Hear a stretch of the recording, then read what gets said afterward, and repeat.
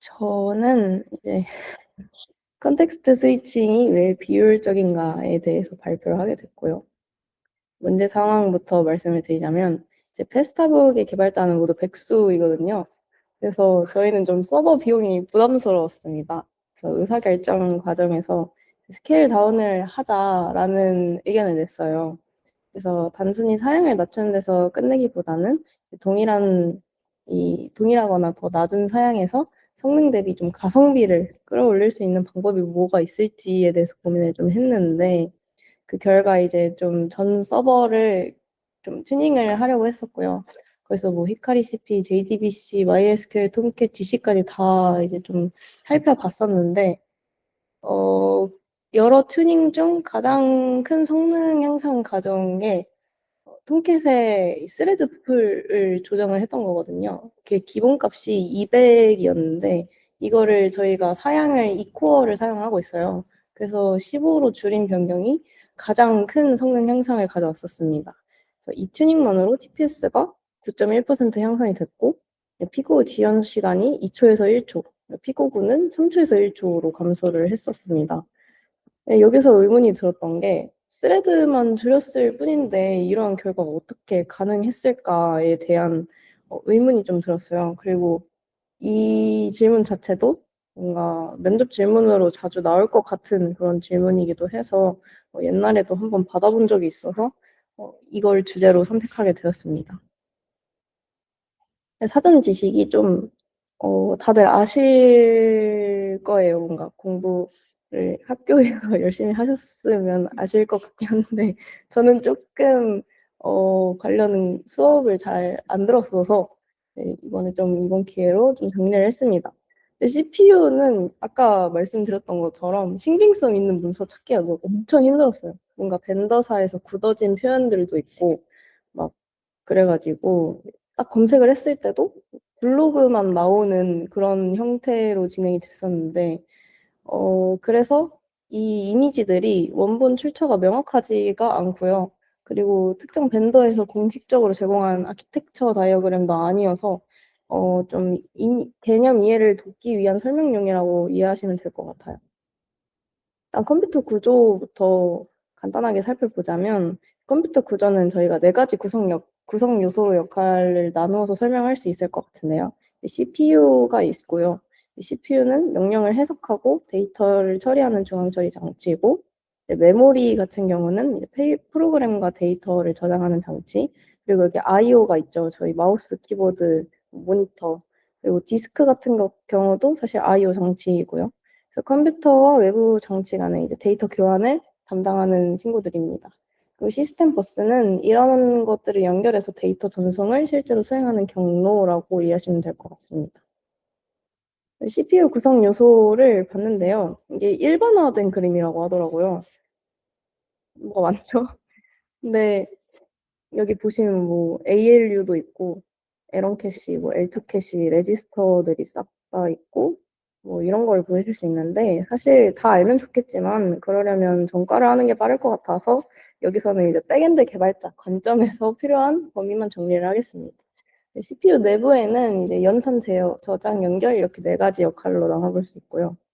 연산 장치는 실제 계산을 하는 친구들, 정수 연산을 담당하는 게 ALU, 그리고 부동소 수점 연산 같은 게 FPU 이런 게 있다고 해요.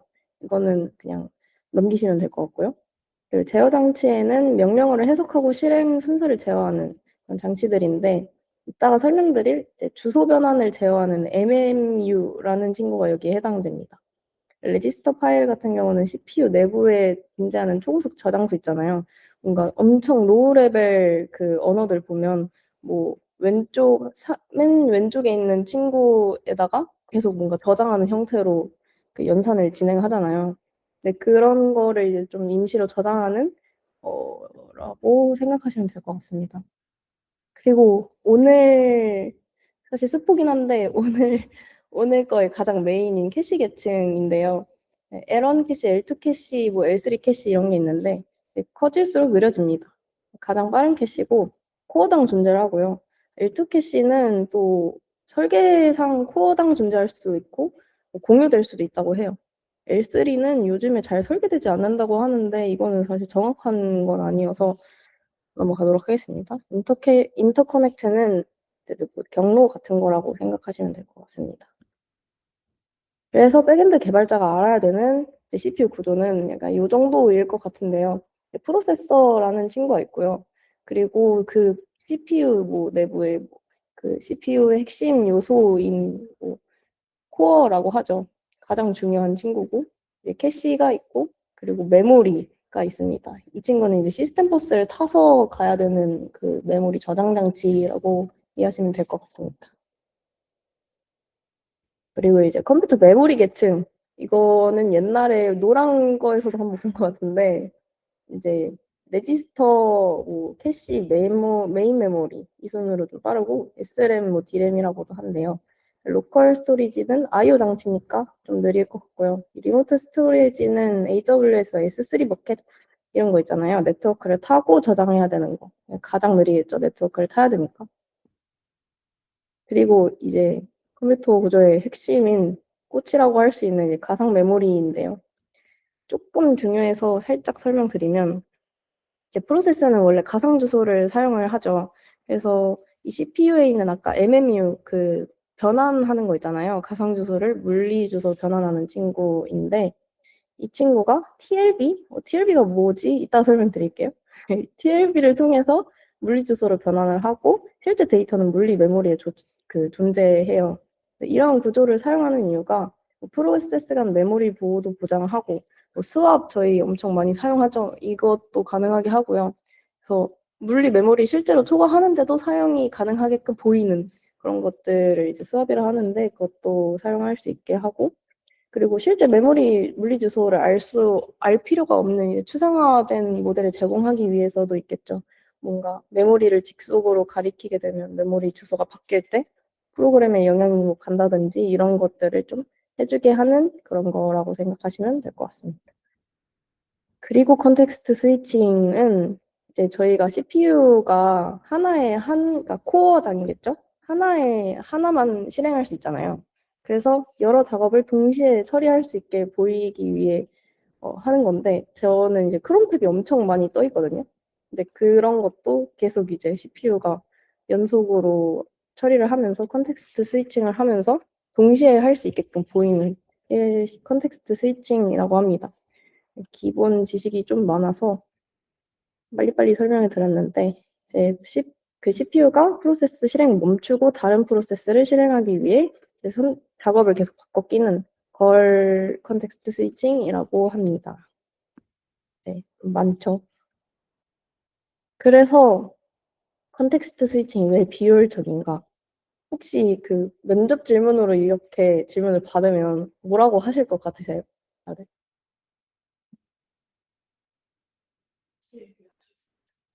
네? TLB가 초기화 돼서. 오. 네. 저는 대답을 잘 못할 것 같아서 일단 좀 파봤는데요. 컨텍스트 스위칭이 단순히 이제 프로세스 차례를 바꾸는 작업이 아닌 건 다들 알고 계실 거예요. 스레드 전환을 할 때, 프로세스든 스레드 전환을 할 때, CPU 내부에서 여러 하드웨어 상태가 교체가 됩니다. 이때 상당한 비용이 발생하는데요. 저 같은 경우는 다 대답을 어떻게 했었냐면, 상태를 계속 저장하고 복원하는 이런 과정이 있을 거다. 그래서 그게 좀 비용이 많이 발생을 할 것 같다라고 대답을 했는데, 과연 그럴지 좀 살펴보겠습니다. 첫 번째 비용 같은 경우에는 방금 말씀드린 이제 저장하고 복원하는 다음 작업을 또 복원하고 지금 작업을 저장하는 일반 레지스터를 저장을 하고 이제 다음 실행할 명령어의 주소 PC 프로그램 카운터라고 하는데 이거랑 이제 함수가 스택으로 쌓이잖아요. 그래서 이 최상단 위치 현재 이제 최상단 위치도 하고 이제 아까 말씀드린 부동소수점 연산하는 친구 레지스터 그리고 얘는 좀 병렬로 뭔가 하는 레지스터라고 해요. 이런 것들이 있겠죠. 내부 프로세스 상태랑 우선순위 같은 거. 이 과정을 좀 진행을 할 때 CPU가 실제 애플리케이션 로직을 수행을 못해요. 그래서 당연히 컨텍스트 스위칭 비용이 좋지 않다는 거는 좀 직관적으로 확인할 수 있을 것 같은데요. 그리고 두 번째로는 L1 캐시랑 L2 캐시가 손실이 됩니다. 이 CPU 같은 경우가 연산을 할 때 이 캐시들을 정말 적극적으로 사용을 하고 있는데 이 캐시가 프로세스가 교체될 때 다른 작업으로 채워집니다. 이전 프로세스가 사용하던 캐시 라인이 이빅션, 덮어쓰기가 되고요. 그리고 프로세스의 캐시 지역성도 거의 상실이 되겠죠. 그래서 캐시 히트율이 떨어지고 더 느린 계층으로 접근을 할 수도 있겠죠. 미스가 난다고 하면. 그래서 이 비용도 있을 것 같고 TLB가 무엇이냐면 아까 말씀드렸던 것처럼 이제 TLB는 보시면 제가 아까 이거 혹시 건너뛰었나요? 건너뛴 것 같네요. 그 가상 페이지 번호라고 있는데 이거를 물리 프레임 번호로 이제 변환한 결과 있잖아요. 이 결과 같은 거를 캐시를 하는 거예요. 이것까지 뭔가 효율적으로 하기 위해서 만들어 놓은 것 같아요. MMU가 이 친구를 통해서 물리 주소로 변환을 하는데 저희가 아까 말씀드렸던 것처럼 이런 변환이 필요하잖아요, 작업이. 그래서 이 변환 비용을 줄이기 위해서 CPU는 TLB를 사용을 하고요. 이제 어떻게 전환을 하냐? CPU가 가상 주소를 먼저 생성을 하고 이 MMU라는 친구가 TLB를 먼저 조회를 해요. 근데 만약에 있다, 그러면 히트가 나는 거고 없다 하면 다시 채우고 다시 접근을 합니다. 근데 이게 TLB가 이제 프로세스 주소 공간에서만 유효를 하거든요. 왜 그러냐? 프로세스 첫 번째가 이제 가상 페이지 번호가 10번이 있을 텐데 물리 주소랑 매핑이 됐는데 다음 프로세스가 이렇게 매칭을 해요. 그러면 같은 VPN 이 가상 페이지 번호가 이제 서로 다른 물리 프레임 번호를 가질 수 있게 되겠죠. 그래서 프로세스가 바뀌면 기존 TLB 엔트리가 그대로 사용할 수가 없기 때문에 이제 프로세스 주소 공간에서만 유효하기 때문에 컨텍스트 스위칭 과정에서 바뀌게 됩니다. 이렇게 세 가지 비용이 있을 것 같아요. 아까 말씀드렸던 게 저는 이게 가장 클 거라고 답변을 드렸었잖아요. 가장 치명적인 비용은 사실 캐시 손실입니다. 저도 깜짝 놀랐거든요. 이거에 관련돼서 좀 찾아보다가 논문을 파게 됐어요. 논문을 파게 됐는데 이게 조금 비영리 단체 중에서도 유명한 단체라고 하더라고요. 네, 앞서 언급했던 이 L1 캐시, L1, L2 캐시, 그리고 TLB 이것도 모두 다 메모리 계층 캐시잖아요. 아까 TLB는 그 주소 변환을 캐시하는 친구고, 그거는 연산할 때 뭐 하는 캐시고, 이 캐시 자체가 전체 비용을 차지를 한다고 합니다. 그래서 이 논문에 따르면 이 다이렉트 코스트, 인다이렉트 코스트 이렇게 두 개로 나뉘어요. 다이렉트 코스트에서 첫 번째가 여기가 해당이 되겠죠. 데이터 스위칭 자체에 드는 비용을 다이렉트 코스트라고 하고요. 이거는 무조건 컨텍스트 스위칭 할 때마다 반드시 발생합니다. 그래서 이 구성 요소 아까 말씀드렸던 첫 번째 게 있겠고요. 실험했을 때 결과가 3.8 마이크로 세컨드가 나왔었대요. 그리고 간접 비용 같은 경우는 캐시 메모리 상태가 깨져서 뭐 미스가 나든 뭐 이런 상황이 생겨서 추가 비용이 발생합니다. 그래서 발생할 수도 있고 안 할 수도 있는데 이게 이제 워크로드, 뭐 데이터 크기, 접근 패턴에 따라 달라지겠죠. 아까 말씀드린 이 두 번째, 세 번째가 여기에 해당이 되고요. 원인은 뭐 이빅션도 있겠고 뭐 지연이 되고 이렇겠죠. 그래서 이 논문의 목적이 이 비용을 이제 실험하는 거가 목적이라고 하더라고요. 그래서 이 실험 결과를 제가 요약을 해 왔습니다. 실험 방법은 이 두 프로세스는 번갈아 가면서 실행되도록 강제로 컨텍스트 스위칭을 유발하는 거고요. 이 프로세스는 어레이를 읽기만 하는 겁니다. 그리고 이제 배열 크기랑 접근 간격 이거를 이제 바꿔서 접근하는데 이것도 이후에 설명드릴게요. 첫 번째 실험이 어레이 사이즈가 200KB 이하일 때입니다. 그래서 L2 캐시가 512KB라고 했을 때 이제 200보다 작으면 두 프로세스의 어레이 사이즈가 L2 캐시에 모두 담기겠죠. 그래서 이 전체 데이터가 수용을 할 수가 있게 되니까 이럴 때는 컨텍스트 스위칭 비용이 크게 차이가 안 난다. 그래서 어차피 필요한 데이터가 다 안에 있으니까 메모리 접근을 하지 않아도 된다. 그래서 컨텍스트 스위칭 비용이 사실상 거의 없다라는 이제 결과가 하나 있었고요. 두 번째부터 실제 저희가 보고 싶은 결과인데요. 어레이 사이즈가 L2 캐시를 초과하는 상황입니다. 그러면 스위치를 할 때마다 캐시가 사실상 무료화가 되겠죠. 그래서 계속 뭔가 갈아 껴줘야 될 테니까 메모리에서 접근을 해야 되고, 이때 비용이 갑자기 엄청 많이 발생을 합니다. 원래 이제 38점이었는데 뭐 이게 몇 배지? 한 6배? 6배, 7배가 급증을 했죠. 그래서 이때 비용이 많이 발생을 했다. 그리고 접근 패턴 시험인데, 이 접근 패턴이라는 게 메모리에서 데이터를 연속적으로 접근하고 뭐 일정한 간격을 두고 건너뛰면서 접근하는 거 있잖아요. 저희 뭐 MySQL 디스크 생각해 보면 뭐 레인지, 뭐 스캔 뭐 이런 거 얘기를 하는데, 그런 거랑 비슷한 개념이라고 보시면 될 것 같고요. 이제 스트라이드가 8바이트면 연속 접근이라고 생각하시면 될 것 같은데, 이게 평균 한 100 마이크로 세컨드였던 것 같아요. 근데 이게 뭔가 라인마다 계속 점프를 하면서 접근한다 그러면 거의 8배가 치솟는, 그리고 최악의 경우에 1.5 밀리세컨드가 발생을 하게 됩니다. 데이터 크기가 같아도 메모리 접근 패턴 하나만으로 몇 배의 차이가 발생을 하게 됐죠. 그래서 이 실험 결과로 미루어 봤을 때 컨텍스트 스위칭 비용에서 두 번째와 세 번째가 치명적이라는 것을 알 수가 있습니다. 그리고 이제 확장하기 개념으로 넘어가겠습니다.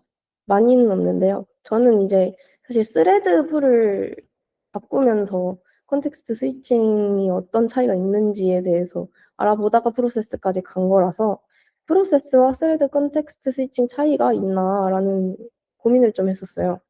그래서 프로세스 같은 경우는 서로 다른 프로세스 간 전환을 하기 때문에 각 프로세스는 독립적인 주소 공간을 가지게 되거든요.